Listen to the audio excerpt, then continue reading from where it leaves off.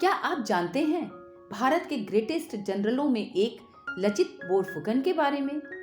National defence academy यानी NDA अपने सर्वोच्च सैनिक अर्थात बेस्ट पासिंग आउट कैडेट को लचित बोरफुकन गोल्ड मेडल देकर सम्मानित करती है, जिससे हमारी सेना को उनकी तरह वीरता दिखाने की प्रेरणा मिलती रहे। ये बड़े दुख व पीड़ा की बात है कि अधिकांश देशवासी भारत के ग्रेटेस्ट आर्मी जनरलों में एक लचित के विलक्षण शौर्य और युद्ध कौशल से अनभिज्ञ हैं।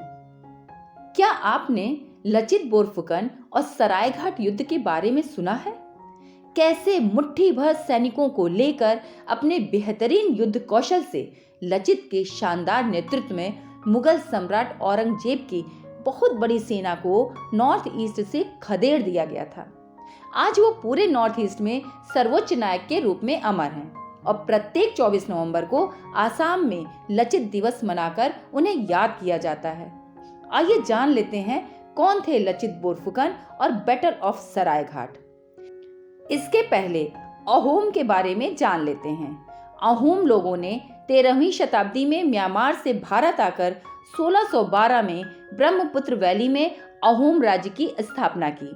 शीघ्र ही अहोम शासकों ने स्थानीय हिंदू परंपराओं और रीति रिवाजों को अपनाकर आम जनता से घुल मिलकर एक सशक्त राज्य और जाबाज सेना खड़ी कर ली। आसाम नाम भी अहोम वंश के नाम पर ही है। इस सेना ने अपनी वीरता से मुगलों के 17 आक्रमणों का मुंह तोड़ जवाब देकर आसाम में मुगल साम्राज्य विस्तार के मंसूबों को ध्वस्त कर दिया। असम अकेला ऐसा राज्य है जिसे मुगल भरपूर कोशिशों के बावजूद कभी जीतकर साम्राज्य में नहीं मिला पाए। लचित बोरफुकन अहोम राज्य के सेनापति थे। योग्यता और वीरता के कारण अनेक छोटे पदों से तरक्की करते हुए अहोम शासक चक्रध्वज के समय सेनापति पद पर पहुंचे थे। आइए लचित के पूर्व के आसाम की स्थिति जान लें। 1663 में मुगलों ने अहोम सेना को परास्त कर घिलाझारी घाट की बेहद अपमानजनक संधि की, जिसके अनुसार अहोम को भारी मात्रा में सोना हाथी देने के साथ राजा जयध्वज सिंह को अपनी इकलौती बेटी और भतीजी तक को मुगल हरम में देना पड़ा। सोना और हाथी हर साल देने का प्रावधान था। सारी अहोम की जनता इस अपमान से तिलमिला उठी। सदमे से राजा चल बसा। कहते हैं उसने होने वाले राजा और अपने भाई चक्रध्वज सिंह से इस अपमान के भाले को अहोम की छाती से निकालने का वायदा लिया। नए अहोम शासक चक्रध्वज सिंह ने अगले 2 साल जमकर तैयारी की। सेना विशेषतया नेवी को संगठित और मजबूत किया गया। पड़ोसी राजाओं से मित्रता की गई।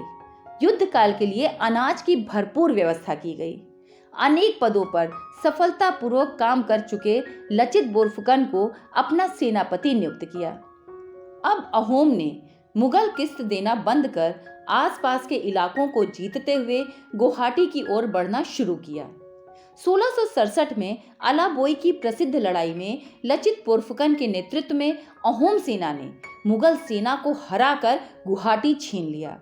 इस लड़ाई में 10,000 अहोम वीरों ने अपनी मातृभूमि से आक्रांताओं को खदेड़ने में बलिदान दिया था।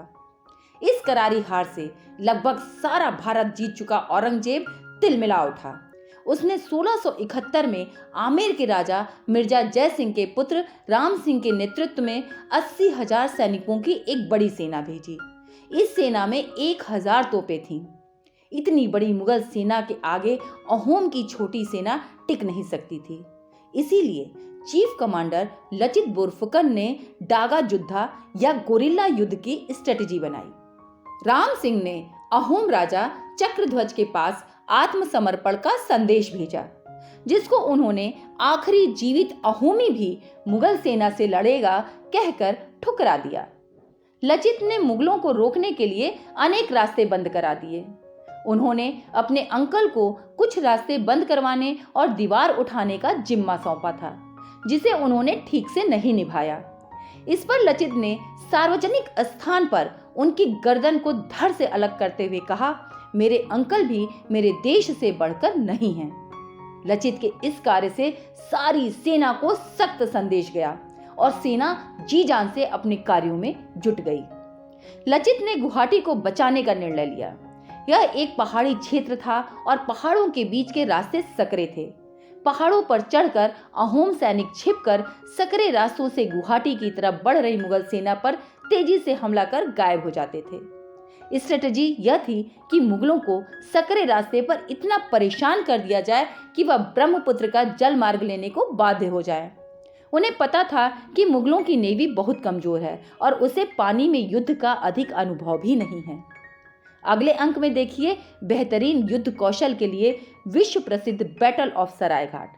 अगर आप चाहते हैं कि हम इसी प्रकार के और वीडियो आपके लिए बनाते रहें तो कृपया इस चैनल को लाइक और सब्सक्राइब करें।